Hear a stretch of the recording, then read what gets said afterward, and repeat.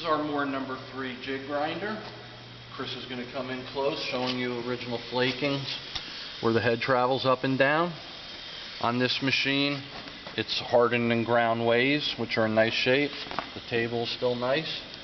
Going to back up and turn this on. This brings the main control electric on the machine. This will bring our head feed. As you can see, the head moving up and down.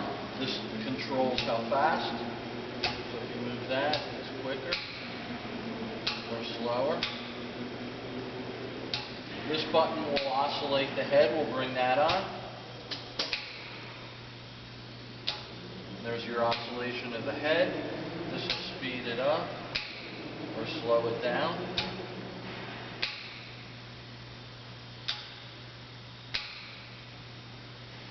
And then Chris will come in close. The next thing we'll do, this lever will bring on the spindle speed, or I should say the grinding head.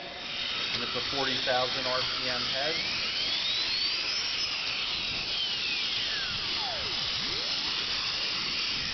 And that's showing off functions of the Moore jig grinder. Thank you for watching our video.